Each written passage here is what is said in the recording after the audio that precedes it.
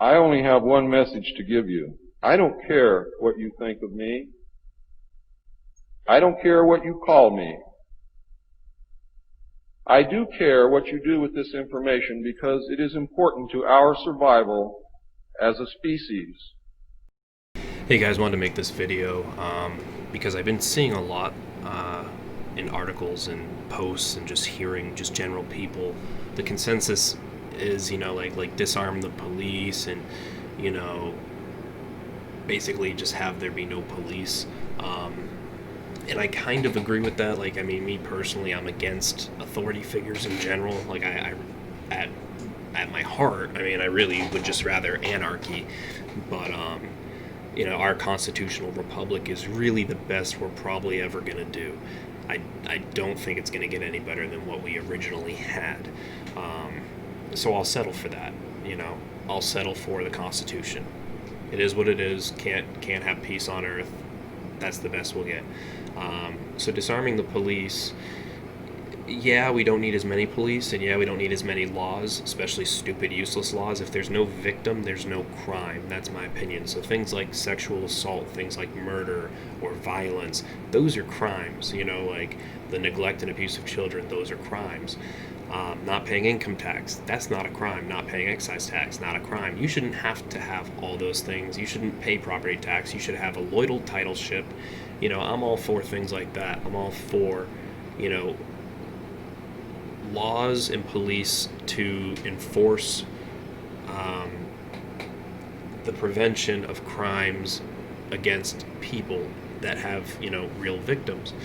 But we can get into that all day, but disarming the police isn't really going to help, because if you disarm the police, you're taking away a huge defense that could actually work in our favor if we were to get invaded or whatever, or if the New World Order just decided to full-blown, try to use another country to, destroy us, like China or something. Like, we would have extra cops who are armed, able to join the people and defend against, an attack if we disarm them.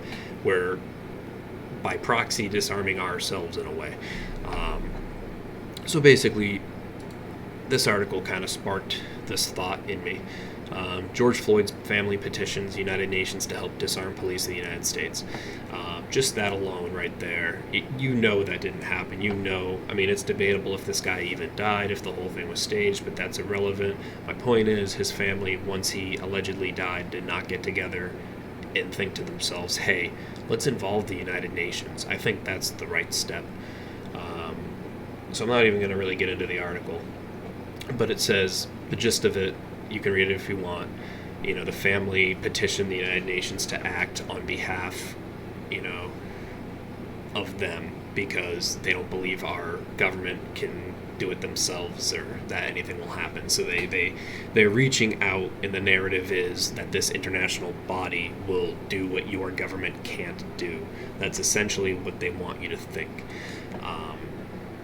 This was a job posting, December 26th of last year.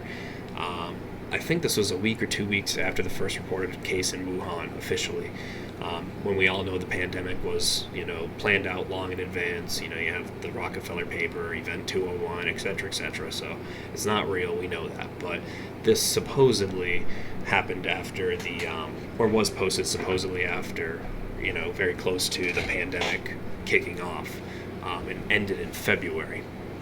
So they actually posted looking for disarmament, demobilization, and reintegration officers. It says this position is located in the disarmament, demobilization, and reintegration section of the Office of Rule of Law and Security Institutions within the Department of Peacekeeping Operations in New York. And you would have to act as the focal point for disarmament, demobilization, reintegration, participate in the task force briefings and meetings, provide assistance, develop programs, and the whole thing is basically revolving around taking guns from people. So when you see things like this, like I said, when you're disarming the police, you're also disarming yourselves by proxy, because they're not just going to stop with them. they're going to, if you give them more and more, say, well, we should just disarm everybody because, guns promote violence, and if we didn't have any guns, we wouldn't have violence, basically what they're going to say. But we'll use men with guns to enforce that no one else uses guns, basically is their logic. We'll be the ones to control and decide, and we'll be the force that brings everything together under that guise. But like I said, you're disarming yourselves by proxy when you do that. This is their own website, guys, career.un.org. Check it out for yourself. The site is still up. They're not still looking, but it is still up. These right here are the sustainable goals for Agenda 2030. I'll give you a second to read them if you'd like. Things like no poverty, reduce inequality, helping sea life, helping life on land, conservation, etc., etc. What seem to be, on the surface, noble goals, right? It's always the case. Like I said, when you see philanthropists or things like that, and you start seeing these, seem too good to be true, and why would they want this? It probably is too good to be true, and it's probably not true. So, sustainable development, I'm going to go to goal 16 specifically. And it's the peace, justice, and strong institutions sustainable goal.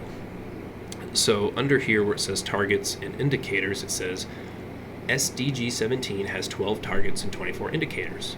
2 of the targets specify and end year of 2030. The others do not specify an end year.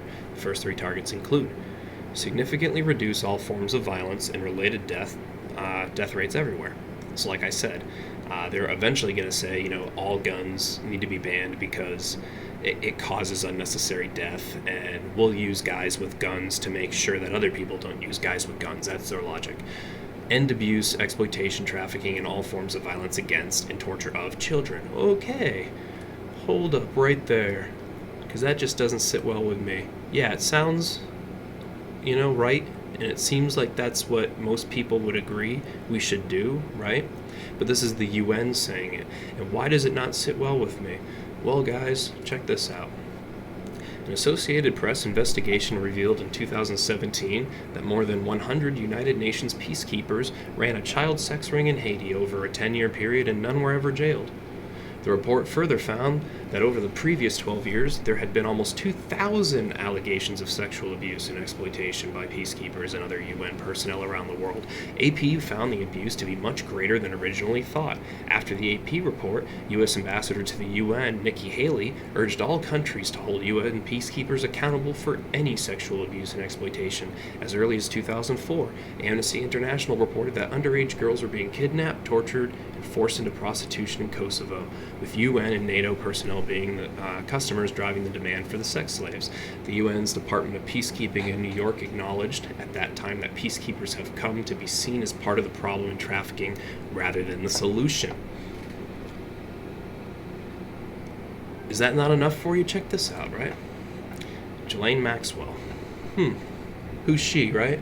She's the pedophile, that would have sex with minors, but would also get minors for other people to have sex with. Wealthy politicians, influencers, shakers and movers, just a real total piece of human shit. What does this say?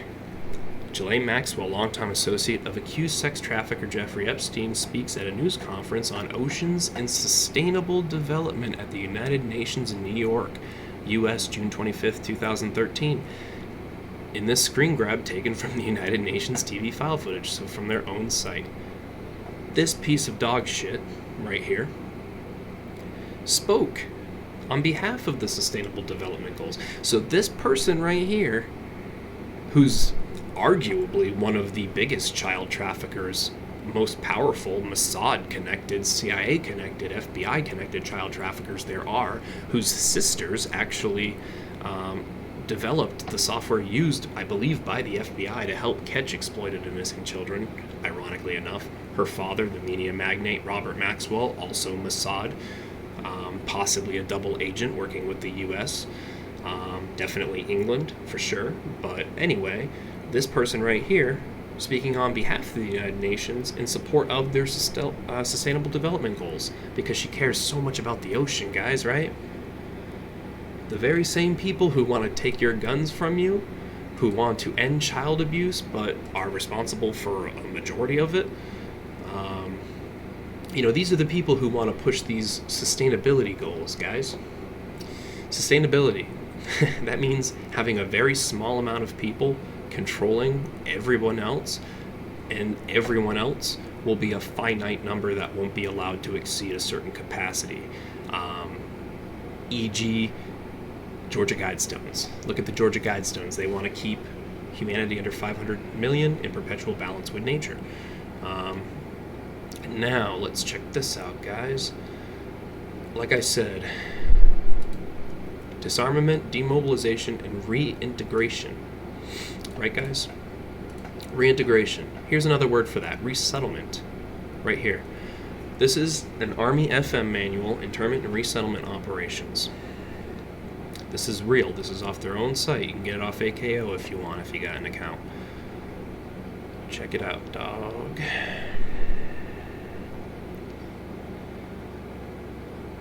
Field Manual 339.40 is aligned with FM 339, the Military Police Keystone.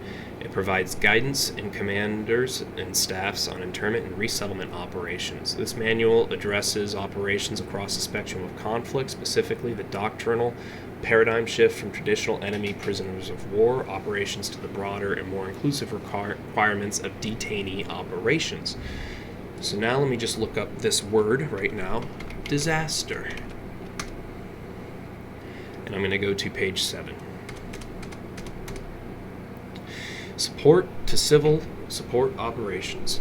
Civil support is the DoD support to U.S. civil authorities for domestic emergencies and for designated law enforcement and other activities. Civil support includes operations that address the consequences of natural or man-made disasters, accidents, terrorist attacks, and incidents in the U.S. and its territories. Disasters. So these people are going to have power to take you as a prisoner, or in this document they refer to you as a DC, a dislocated civilian, and they can move you wherever they please, put you into a camp, in the event of a disaster, a pandemic, something like that. And the UN, like I said, was hiring disarmament, demobilization, and reintegration officers as far back as December. This is a very old Army manual. This is from February 2010. Check this out. This is another mainstream bullshit garbage source. Coronavirus, Trump has declared major disaster in all 50 states at once. First time in history. Disaster. Remember, in a disaster, they have the ability to intern and resettle you.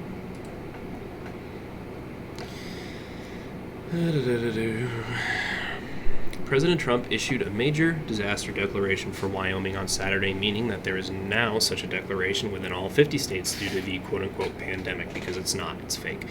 It is the first time a president has ever declared a major disaster in all 50 states at once, according to Deputy Press Secretary Judd Deere. Never happened before, guys. Declared a disaster in all 50 states. What does this say right here? This is off Homeland Security's digital library, and it is Executive Order 12148, Federal Emergency Management. This executive order transfers emergency functions to the Federal Emergency Management Agency. All functions vested in the President that have been delegated or assigned to the Defense Civil Preparedness Agency, Department of Defense, are transferred or reassigned to the Director of FEMA. All functions vested in the President that have been delegated or assigned to the Federal Disaster Assistance Administration, Department of Housing and Urban Development, are transferred or reassigned to the Director of FEMA, including any of those functions redelegated or reassigned to the Department of Commerce with respect to assistance to communities in the development of readiness plans for severe weather-related emergencies. It doesn't have to be weather-related, just a disaster declared. And it has been declared nationally, first time ever in U.S. history. All powers of the President are now under FEMA. But what does Trump say right here? Let me pull it up for you real quick. Trump says he would mobilize military to distribute coronavirus vaccine when it's ready. CBS News, another bullshit garbage source, guys. You can trust it, right? President Trump said he would rapidly mobilize the U.S. military to distribute a coronavirus vaccine once it's ready, focusing first on nursing homes and the elderly most vulnerable to deadly complications from the virus. What that really means is, hey, let's get rid of these people. They cost us this amount of money. Let's not pay them or pay for it. Let's kill them. Mr. Trump made the comments during an interview with Fox Business' Maria Bartiromo. We're mobilizing our military and other forces, but we're mobilizing our military on the basis that we do have a vaccine. You know, it's a massive job to give this vaccine. Our military is now being mobilized, so at the end of the year, we're going to be able to give it to a lot of people very, very rapidly, the president said. Guys, this article came out in May. By the fall, he wants to give people a vaccine, 300 million doses. And he keeps giving updates regularly. You know, they've already had it ready to go because this whole thing is planned out and they're just sitting there waiting to be distributed. They just have to have the pretext to get the troops on the street in order to do that, and having riots and, you know, things like that, which are based off possibly contrived incidents, you know, will achieve that goal. They will have troops on the street, checkpoints. New York is doing that right now. You can't even go through New York. If you're on a certain list that's like, oh, well, you got to do this, and if you don't do this, you're going to have to pay this, this, or this, or be, you know, men with guns are going to come put you in a box. So, you know, your freedoms, or what you think your freedoms are quickly falling to the wayside and vanishing. And if you don't see that, I don't know what to tell you. But if you still think that this pandemic is real at this point, you're either a complete moron or you're a willing shill. You know, it's okay to believe the virus is real. I don't personally believe the virus is real, but the pandemic itself is not real. And if the virus is real, it hasn't killed enough people to constitute the type of reaction that it's gotten. So you can disagree with me on whether or not the virus is real. I'm not calling you stupid. I'm calling you stupid if you believe that this pandemic is real and you believe that all of these things going on right now, wearing a mask, isolating, all that, are actually to your benefit. If you believe that, you're a complete moron. You have no excuse. You are dumb. You need to open your mind and you need to think, because time is running out and that ability will soon be taken from you. So like I said, guys, and look, more on that pandemic nonsense. Global cooperation is our only choice against COVID-19, says WHO chief. And this is UN news, guys, because they like to dip their toes in everything, just like the Rockefellers and the Rothschilds. So you got the UN news right here. Tedros Adhanom, I'm not even going to try to pronounce it. You know, let's just call him Tag. Director General of the World Health Organization, was addressing the Aspen Security Forum, which brings together top-level present and former government officials from the United States. The Americas remain the current epicenter of the COVID-19 pandemic. For all our differences, we are one human race sharing the same planet, and our security is interdependent. No country will be safe until we're all safe. What kind of fucking veiled threat is that, right? You're going to be safe whether you like it or not. We're going to make you safe. You know, no country will be safe until we're all safe, he told the virtual meeting. I urge all leaders to choose the path of cooperation and act now to end this pandemic. It's not just the smart choice, it's the right choice, and it's the only choice we have. Yeah, so I'm not going to take advice from you. You know why? Because you are a complete and total mental reject. Oh, what's your name, Tedros? Check this out, Tedros. What do we got here? You want to give people advice, right? I'm not going to take advice from you. You can take advice from this guy if you want. Check this out.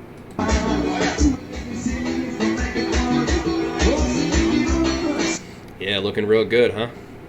Don't you just want to take a bite out of that?